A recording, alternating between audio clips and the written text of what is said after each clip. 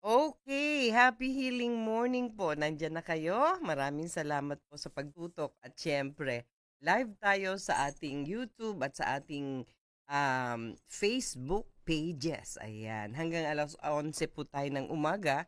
Boses ano pa ako, bedroom voice pa ako.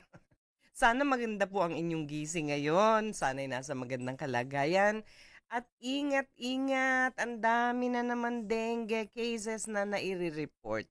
Patuloy po ang pagdami ng dengue cases dahil, ah, araw-araw parang may nire-report sa news, 'di ba? Nanonood ba kayo sa ating Kapuso Network, sa ating mga balita na nababalitaan, ini-a-announce po, dengue dito, dengue doon, mga outbreaks po 'yan. Kung may mga naka-imbak na mga stagnant water, mga basyong lata, mga gulong, alisin niyo po, ho, kawawa naman ang mga nabibiktima at nasa-saturate, napupuno ang ating mga ospital. Mabuti na lang kung laging naa-accommodate kahit kami po dito sa Hiling Galing, nauubusan ng tawa-tawa tonic. Dahil sa dami ng pasyente kaya pati dahon ng papaya, tinuturo na natin para lang may panlunas 'no, lalo na yung mga kulang ang budget. So ingat-ingat po ha. At, kung napanood niyo po kanina ang ating episode sa GMA7 tungkol po sa kidney stones. Naku, stone former na naturingan. Ano po ang ating bisita kanina? At kung hindi niyo po napanood, bukas Linggo sa ganito rin pong oras ay mapapanood ninyo ang replay ng ating, GMA 7 episode 'no, on kidney stones at, parang marami naman ang nanood. Kaya lang mas maaga kasi tayo 'di ba sa Channel 7, 7:30 in the morning. Hanggang 8:00 lang po 'yan ha. At, may mga tanong na kasi dito kaya alam kong may mga nanood. Mamaya tatanggalin na lang natin, Ate Pines, itong aking bracelet. Kasi mas maingay pa sa akin eh. Kaya hindi ko maigalaw yung kamay ko. Para siyang pamasko. Tanggalin na natin. Okay.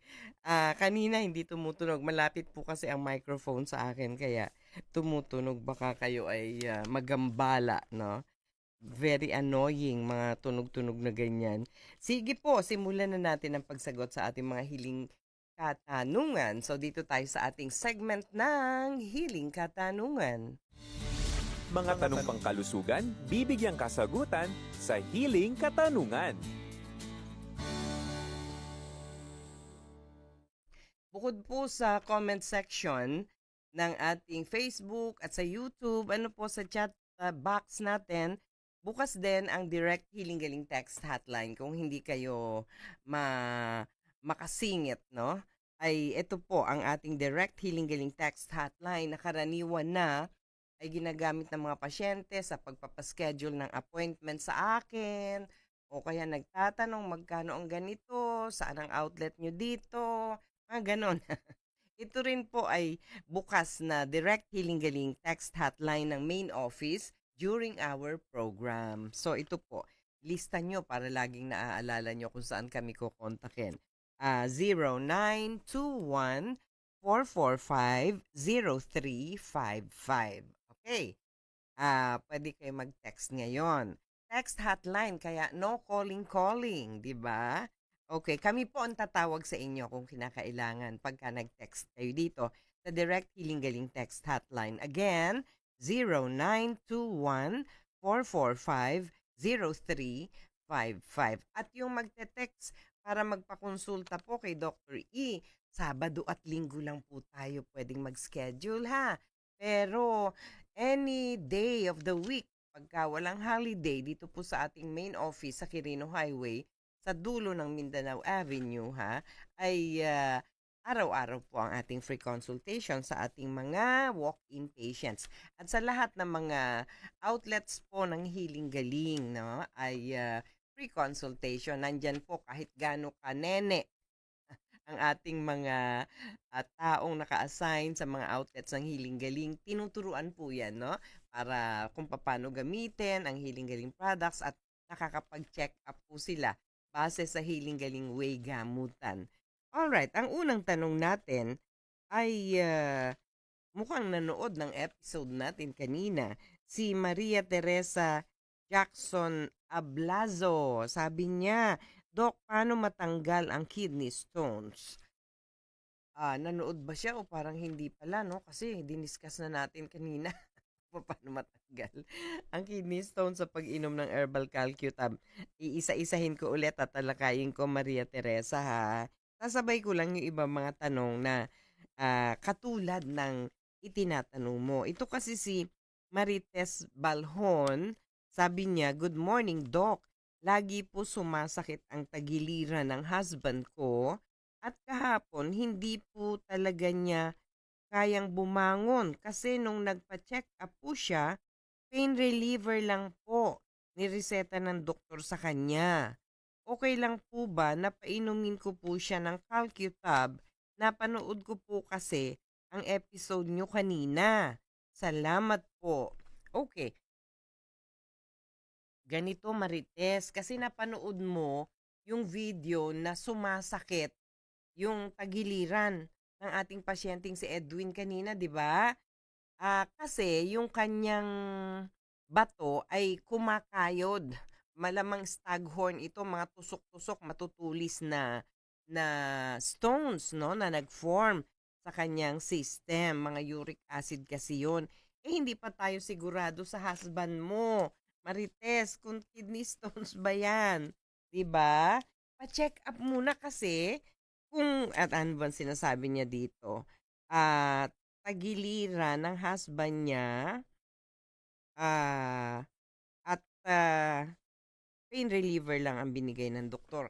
Kahit si Edwin 'no, pain reliever rin lang ang binigay sa kanya, pero siyempre dahil may mga nakatusok na bato doon sa kanyang system, 'di masakit pa din 'no? Ah, Maaari po na kidney stones din, pero mag-usap kayo mag-asawa, gaano kadalas na maalat ang kinakain niya? Ito yung mga pinanggagalingan po, bakit nagkakaroon ng mga bato-bato sa bato, 'di ba? Meron din bato-bato sa gallbladder, 'di ba? Pagka sa kidneys po, karaniwan na sinasabi ng mga dalubhasa na nagfo-form ang bato sa kidneys kung yan ay galing sa uric acid, no? Itong mga pagkain na mayaman sa oxalate, okay? Ah, yung mga mahilig din sa maaalat na 'yan 'no, ay yung sobrang sodium at, lalo na kung may, timpla na yung kinakain tapos may patis pa, may toyo pa on the side, ganyan ba Marites ang iyong husband? Tapos hindi ba siya umiinom ng maraming tubig? Puwede rin by the way, calcium 'no, ang calcium katulad ng unang naranasan ni, Edwin, yung panauhin po natin kanina sa GMA 7. Calcium deposits naman po kasi 'no, yung calcium calcification ang description. Nag-calcify, tumigas kasi nga talagang ano, yung naka-box, naka-Tetra Pak na malalaki na gatas, kaya niya po yung isang inuman lang 4 times 'no, sumobra, nag-calcify. O ayan, para malaman natin kung hindi pa tayo nakakapagpa-check-up kung positive ka diyan. 'Pag sinabi ng husband mo, ay oo nga," gano'n. Nagpipigil ba siya sa pagwiwi tapos bihirang uminom ng tubig? Malamang, 'di ba? At patatayuin mo siya ng straight. Tapos ipababa mo yung kanyang braso doon sa hilera ng kanyang siko sa likod, doon sa may bewang. 'Pag, tinumbok mo do'n sa katabi ng siko na masakit, yun po yun, kidney area 'no? Ngayon puwede po kasing iba ang dahilan ng pananakit ng tagiliran ng inyong husband 'no? Ah, Puwede rin na may nag-develop siya ng spondylosis, yung rayuma ng balakang. Puwede rin po yun mangyari na mapagkakamalan mo na kidney area 'no? Baka rin may bukil, bukol, damukol, 'wag naman sana. Pero pinaalam ko po sa inyo na may iba't ibang dahilan. Sayang naman kung hindi yung Calcutab ang gamot pa-check up po kayo to confirm para hindi sayang po ang pera ninyo na ipambibili. 'Pag na-confirm niyo po, nandiyan, kung saan ang pinakamalapit na outlet ng Healing Galing sa inyong lugar, Marites, ay free consultation naman. Available ang, ating Herbal Calcutab. Tatandaan lang natin na 'pag umiinom ng mga pampatunaw ng bukil-bukol, damukol at pang-expel ng mga bato, katulad nitong Herbal Calcutab natin, sinasabayan natin ng hydrating diet kasama ang pag-inom ng maraming tubig. Ayan, pakinggan mo Maria Teresa. Yung pag-inom ng maraming tubig, yung hindi ka magpipigil sa pagwiwi, masasabaw palagi ang pagkain, lalo na ang ulam, pati merienda masabaw, sabaw, sabaw, sabaw. Pagka very hydrating diet po ang kinukonsume habang umiinom ng Herbal Calcutab, mabilis po itong matutunaw sa system at mabilis niyang mapapalambot ang mga bukil, bukol, damukol. Ito rin kasi ginagamit natin. At saka, yung pag-expel ng mga bato-bato, bato, sa apdo, sa atay. Ayan, pati batugan, sumisipag pagka uminom ng Calcutab.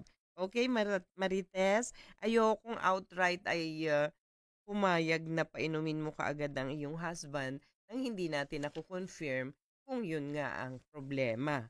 Sa outlet natin matutuwa sila 'pag nakabenta sila. Kaya lang dapat tugma 'no, sa kalagayan, Marites, ha? Okay, para sigurado tayo na mapagaling ang kondisyon. Si Maria Bugarin, maraming Maria 'no, puro letter M 'to. Ang unang nagtanong si Maria Teresa, tapos si Marites, o ngayon naman si Maria Bugarin may tinatanong din. Sabi niya, "Ako nakaramdam ng sakit sa kaliwang bahagi ng tiyan naman siya. Ibaba ng ribs ko. Ano po dapat kong inumin, doktora?" Hala, nanghula na tayo diyan ano? Baka baka constipated ka, Maria Bugarin, Sandali, sandali. Meron pang humahabol na tanong tungkol sa bato rin. Si Raquel Obias naman. Sabi niya, "Good morning po, Doc. Bakit po kaya paggising kanina umaga ng kapatid ko, masakit daw po yung balakang niya?" Ala, lahat na naalerto sa pananakit ng balakang. Babalikan ko po ha, pag-usapan nating mabuti ang tungkol dyan. Makalipas lamang ang ating mga paalala.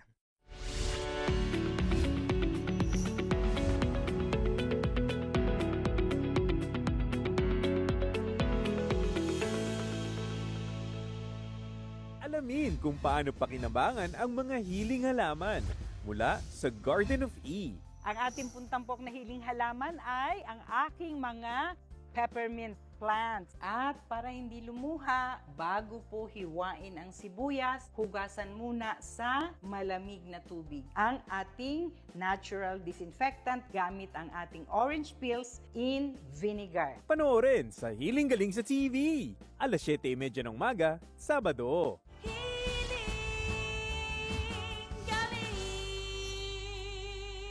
Paano palakasin ang mahinang baga ng bata sa natural na paraan? Hiling Galing sa TV, alas 7:30 ng umaga, Sabado.